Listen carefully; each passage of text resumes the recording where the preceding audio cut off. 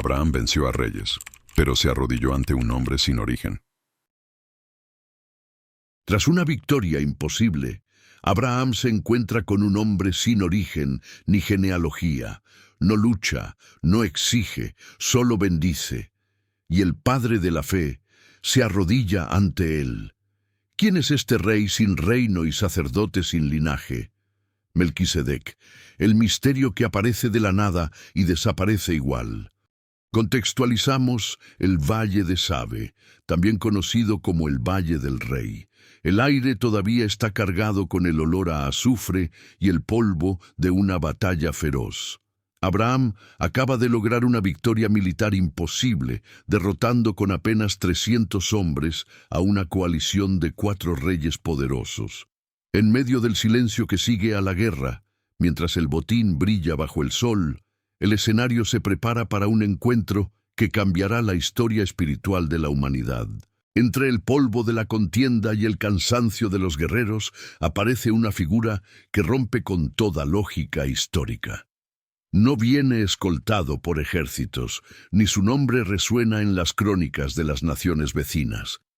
Melquisedec surge de la nada, sin aviso y sin precedentes. Su presencia impone una paz que parece fuera de este mundo, deteniendo el ímpetu de los vencedores y obligando a los reyes de la tierra a guardar silencio ante su paso. Presentamos el shock narrativo de este encuentro. Abraham, el patriarca que hablaba cara a cara con Dios y que acababa de humillar a imperios, se detiene en seco. Hay algo en la autoridad de Melquisedec que trasciende los títulos terrenales. Ante el asombro de sus propios soldados, el padre de la fe, el hombre de la promesa, reconoce una jerarquía superior. Es el momento en que lo terrenal se inclina ante lo eterno, en un valle perdido de Canaán. Melquisedec es presentado como rey de Salem y sacerdote del Dios Altísimo. Esta es la primera vez en la Biblia que estas dos funciones, rey y sacerdote, se unen en una sola persona. En un mundo de deidades locales y reyes tiranos, él representa a El Elión, el Dios que está por encima de todos los dioses. Su aparición es un misterio teológico. No pertenece a ninguna genealogía conocida, no tiene principio de días ni fin de vida registrado. Es un hombre fuera del tiempo. Analizamos el gesto definitivo de Abraham. Decide arrodillarse y entregar los diezmos de todo el botín. Este acto es revolucionario. Al entregar el diezmo, Abraham está confesando que su victoria no fue fruto de su estrategia militar, sino de la bendición de ese Dios altísimo que Melquisedec representa. El padre de la fe se somete voluntariamente a un extraño, estableciendo que existe un sacerdocio superior a cualquier orden humana o linaje de sangre. Terminamos estableciendo el misterio. ¿Quién es este hombre que bendice a quien ya tiene las promesas de Dios?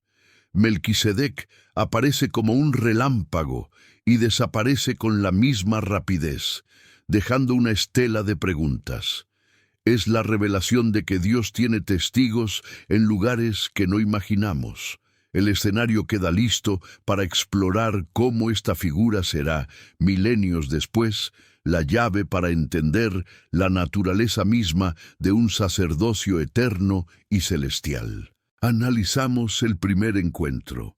Mientras el rey de Sodoma llega con manos vacías y exigencias, Melquisedec aparece con un gesto revolucionario. No trae armas de guerra ni demanda tributos, trae pan y vino. Estos elementos no son solo alimento para guerreros cansados, son los símbolos de una comunión que trasciende el tiempo. Es el primer rastro de una mesa sagrada puesta en medio del desierto para aquel que vive por la fe. Desglosamos su nombre y su título, que esconden una revelación profunda. Melquisedec significa Rey de Justicia. Antes de cualquier acto de paz, debe establecerse la justicia. Él no es un rey por herencia de sangre, sino por la naturaleza de su carácter. Representa un gobierno donde la rectitud es el fundamento, un estándar que Abraham reconoce de inmediato como algo que proviene directamente del trono del Creador. Su segundo título es Rey de Salem, que se traduce como Rey de Paz. Justicia y paz se besan en su figura. Salem es el nombre antiguo de Jerusalén, sugiriendo que mucho antes de que David conquistara la ciudad, ya existía allí un trono dedicado al Dios Altísimo. Melquisedec gobierna sobre la paz, no como una tregua política entre hombres, sino como el estado de descanso que experimentan aquellos que están en orden con Dios. Surge una pregunta que desafía la lógica histórica. ¿Cómo puede existir un sacerdote del Dios Altísimo en una tierra pagana? Estamos siglos antes de que naciera Aarón o se entregara la ley en el Sinaí. Melquisedec rompe todos los esquemas religiosos. Él demuestra que Dios nunca se ha dejado a sí mismo sin testigo y que su sacerdocio no depende de una genealogía humana o de un sistema legal, sino de un llamado eterno y soberano. Este título imposible nos habla de un sacerdocio universal. Mientras que el sacerdocio posterior sería exclusivo para una tribu, el de Melquisedec es abierto y cósmico. Él sirve a El Elión, el poseedor de los cielos y la tierra. Su autoridad no proviene de un templo de piedra, sino de una conexión directa con lo invisible. Es un recordatorio de que la gracia de Dios siempre ha operado más allá de las fronteras que los hombres intentan dibujar. Al recibir el pan y el vino, Abraham está aceptando una bendición que viene de una fuente superior a su propia promesa. Melquisedec le dice, «Bendito sea Abraham del Dios Altísimo».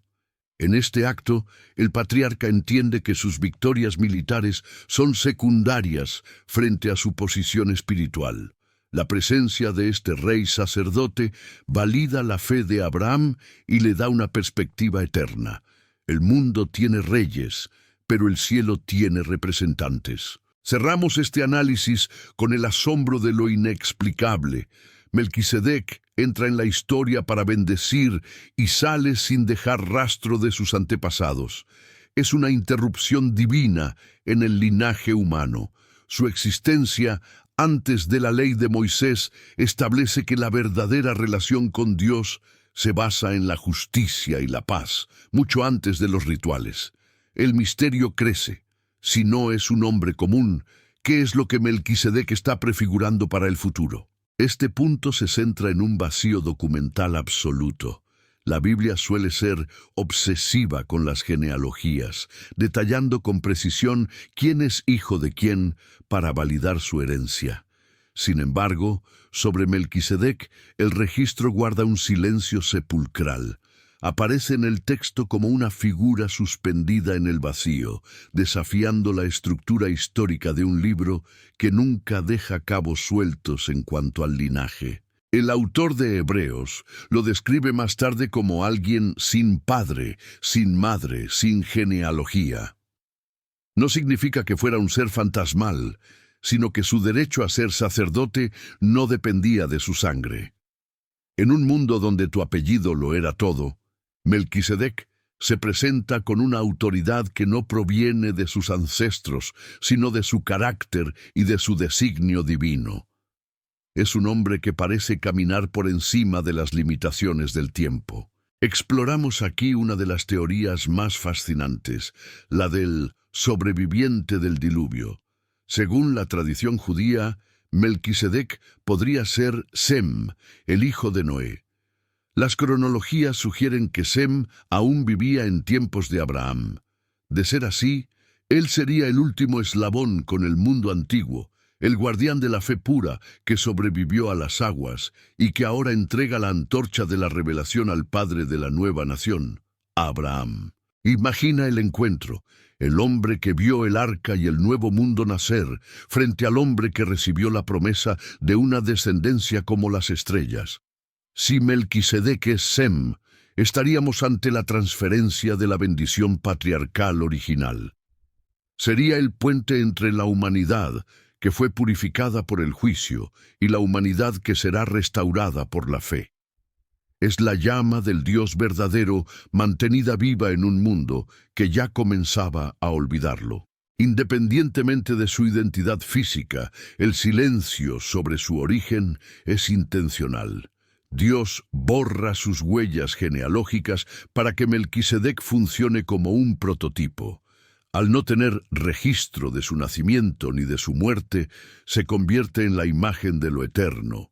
Es un recordatorio de que el sacerdocio de Dios no muere con los hombres, sino que permanece constante a través de los siglos, esperando el momento de su manifestación definitiva. Este vacío documental genera un aura de misterio que lo separa de cualquier otro rey de Canaán. Mientras los demás reyes luchan por tierras y botín, Melquisedec parece custodiar algo mucho más valioso: el conocimiento del Dios Altísimo.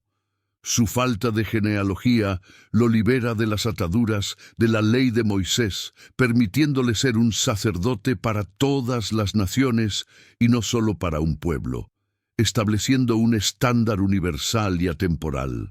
Cerramos este bloque reflexionando sobre la importancia del anonimato. A veces, Dios oculta el origen de sus siervos para que nos enfoquemos no en el hombre, sino en el mensaje. Melquisedec es el misterio de la justicia, que camina por la historia sin dejar rastro de barro humano, solo el aroma del pan, el vino y la bendición eterna. Pero este silencio de siglos será roto por un salmo profético que anunciará su regreso en una figura aún mayor. Investigamos un acto que desafía toda lógica. ¿Por qué Abraham, el hombre que recibió las promesas directas de Dios, decide entregarle el diezmo de todo a este extraño? No es un tributo forzado por la guerra, sino una ofrenda voluntaria de honor.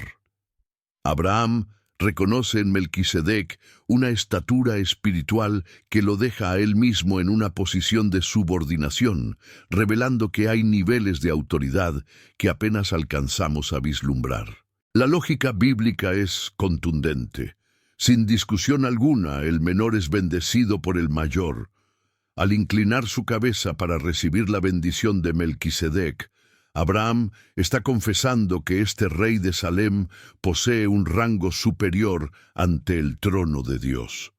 Si Abraham es la base y el tronco de donde nacerá todo Israel, su gesto de sumisión impacta a todas las generaciones futuras. Es el reconocimiento de un sacerdocio que está por encima de cualquier linaje terrenal. ¿Qué tan alto es el rango de Melquisedec en la jerarquía espiritual del universo? No es solo un rey local, es un intercesor cósmico. Mientras Abraham representa la fe que camina sobre la tierra, Melquisedec representa la justicia que desciende del cielo. Su superioridad radica en que él no necesita una promesa para el futuro, porque él ya sirve en la presencia del poseedor de los cielos y la tierra.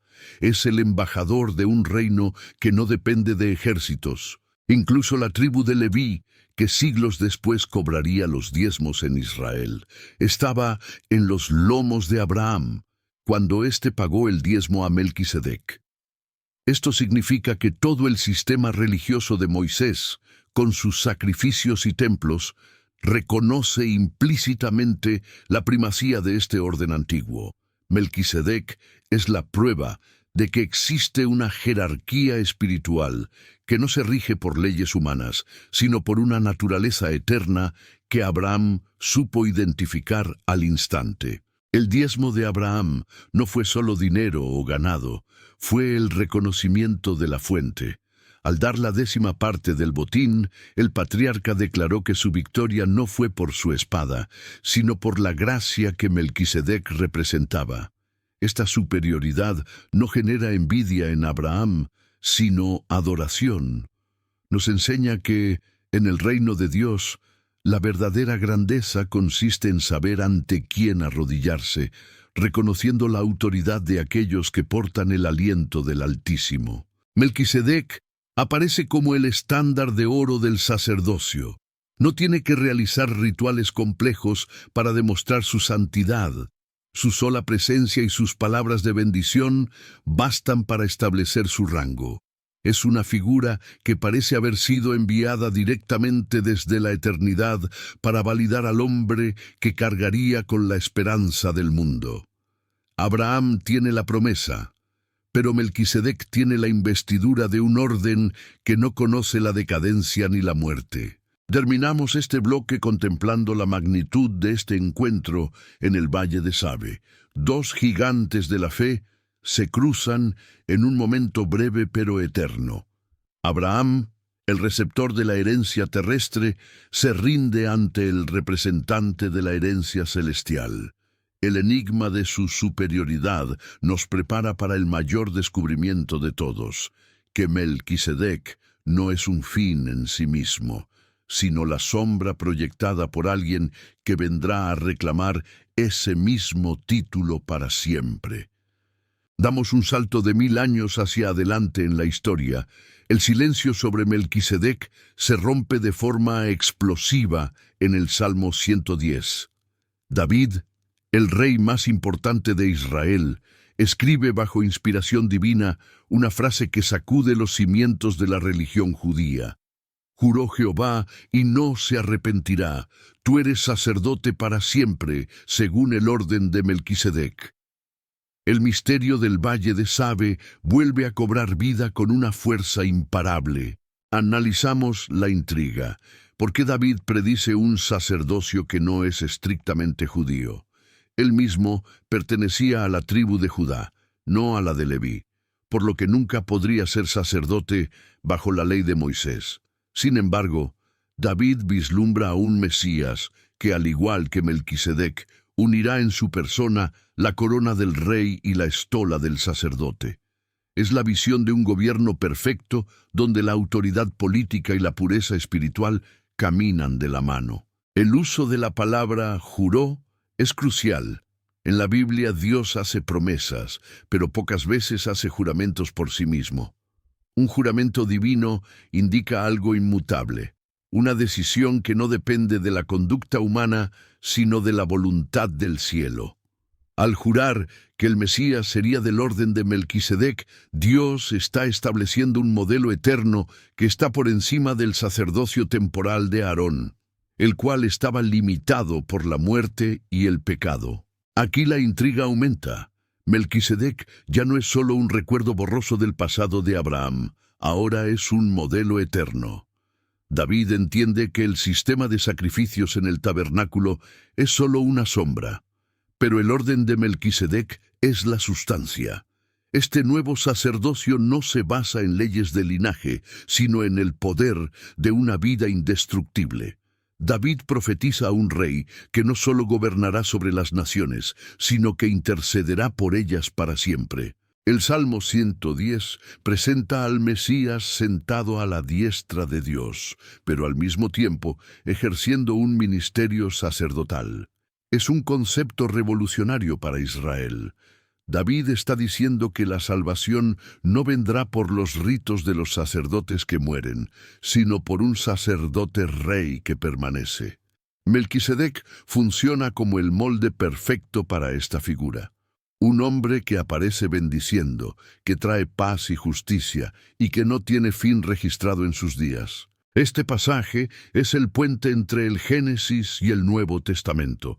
David rescata a Melquisedec del olvido para demostrar que el plan de Dios siempre fue global y eterno, mientras que los sacerdotes de Israel solo podían entrar al lugar santísimo una vez al año. El sacerdote, según el orden de Melquisedec, habita en la presencia de Dios continuamente. El modelo de Salem se convierte en el estándar de oro para la redención definitiva que el mundo está esperando. Terminamos este bloque con la tensión de una promesa pendiente. Durante siglos, los estudiosos se preguntaron quién sería ese personaje capaz de reclamar el título de Melquisedec. David dejó la puerta abierta a una esperanza que desafiaba la estructura del templo. El misterio se profundiza. Si Melquisedec prefiguraba al Mesías, ¿cómo se vería ese rey sacerdote cuando finalmente caminara entre los hombres, rompiendo las reglas del linaje para salvar al mundo? Entramos en el análisis profundo del libro de Hebreos. Aquí es donde el misterio se vuelve teología pura. El autor bíblico utiliza la figura de Melquisedec para explicar quién es Jesús más allá de su humanidad. Si Melquisedec era mayor que Abraham y Jesús es del orden de Melquisedec, entonces el sacerdocio de Cristo es superior a toda la tradición judía. Es el golpe final al legalismo y el inicio de una era de gracia universal. Analizamos la pregunta que ha desvelado a teólogos por siglos. ¿Era Melquisedec una cristofanía? Una cristofanía es una aparición física de Cristo en el Antiguo Testamento antes de nacer en Belén. Las pistas son inquietantes. Un hombre sin genealogía, rey de justicia y rey de paz, que ofrece pan y vino. Para muchos, Melquisedec no era solo un tipo de Cristo, sino el mismo Hijo de Dios manifestado para bendecir al Padre de la fe antes de su encarnación definitiva. Si no fue una aparición directa, fue al menos el diseño perfecto. Hebreos dice que Melquisedec fue hecho semejante al Hijo de Dios. Esto significa que Dios diseñó la vida y el registro de este rey para que miles de años después pudiéramos entender el papel de Jesús. Ambos comparten un título imposible para la ley humana: ser reyes y sacerdotes al mismo tiempo. Melquisedec es el boceto en sombras de la obra maestra que sería revelada en la cruz y la resurrección. Comparamos su autoridad con la religión establecida. El sacerdocio de Aarón era débil porque los sacerdotes eran pecadores y morían, teniendo que ser reemplazados. Pero Jesús, como Melquisedec, tiene una autoridad basada en el poder de una vida indestructible. Su sacerdocio no se interrumpe con la muerte. Esto garantiza que su intercesión por nosotros es constante y eterna. Él no necesita un templo de piedra porque Él mismo es el puente entre el cielo y la tierra. Para añadir ese toque de investigación oculta, debemos mirar más allá del canon tradicional. Los manuscritos del Mar Muerto, hallados en las cuevas de Qumrán, revelan que para los antiguos esenios, Melquisedec no era un simple mortal. En el texto conocido como 11Q13, se le describe como un ser celestial, una figura divina que ejecutará el juicio final y liberará a los hijos de la luz de las manos de Belial. Algunas tradiciones místicas lo ven como un arcángel, específicamente una manifestación de Miguel. En esta visión, Melquisedec sería el guardián espiritual de la humanidad, una fuerza divina enviada para custodiar el centro del mundo, Jerusalén. Para los antiguos, él no era solo un rey de carne y hueso, sino un vigilante eterno que aparece en momentos críticos de la historia para recalibrar el destino espiritual de los hombres ante el avance de la oscuridad. Exploramos el concepto del eje del mundo. Según textos apócrifos como el Libro de los Jubileos, Melquisedec servía en el lugar donde se creía que estaba enterrado el corazón de la tierra. Su sacerdocio no era solo para un pueblo, sino para mantener el equilibrio entre el cielo y la creación. ¿Qué sabían los antiguos que nosotros hemos olvidado? Ellos entendían que ciertas figuras no nacen de la historia, sino que entran en ella desde una dimensión superior. En la tradición del segundo libro de Enoc se narra un nacimiento milagroso para Melquisedec. Nacido de una mujer muerta, con el sello del sacerdocio ya marcado en su pecho y hablando desde su primer suspiro. Estas leyendas, aunque no forman parte de la Biblia oficial, demuestran que durante milenios la mente humana ha reconocido en Melquisedec algo que desafía la biología.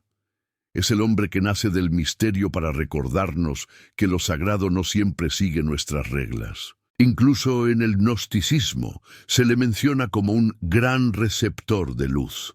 Para estas corrientes, Melquisedec es el encargado de purificar las almas y llevarlas de regreso a la fuente original.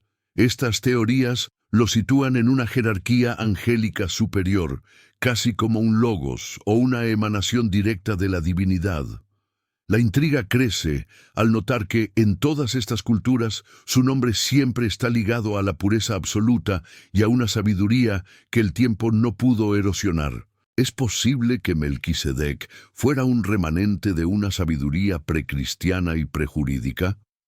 Algunas corrientes sugieren que él representa la religión de Adán, la fe original que existía antes de que las religiones se dividieran en dogmas y rituales. Él sería el custodio de la verdad original en un mundo que comenzaba a fragmentarse en la idolatría. Su aparición ante Abraham fue el recordatorio de que la verdad no se inventa, sino que se preserva a través de los siglos. Terminamos este bloque de investigación con una reflexión sobre lo oculto. Melquisedec sigue siendo el misterio de la justicia. Ya sea un rey sabio, el hijo de Noé o un ser celestial, su función es la misma: interrumpir nuestra realidad con una bendición que no pedimos pero que necesitamos. Lo que los antiguos sabían y nosotros olvidamos es que a veces los mensajeros más poderosos de Dios son aquellos que no dejan rastro, solo una mesa servida con pan y vino. El sacerdote de tu alma, el cierre reflexivo. Más allá del enigma histórico, ¿qué significa Melquisedec para el espectador hoy? Hablamos sobre la necesidad humana de un mediador que no dependa de ritos o templos físicos, sino de una vida indestructible. Terminamos con una pregunta abierta que invite a la audiencia a reflexionar sobre su propia espiritualidad. Dios no siempre se revela con explicaciones. A veces se revela con encuentros. Abraham no entendió a Melquisedec, pero lo reconoció. Y quizá hoy Dios no quiere darte respuestas, sino presencia. Suscríbete y no te pierdas el siguiente misterio.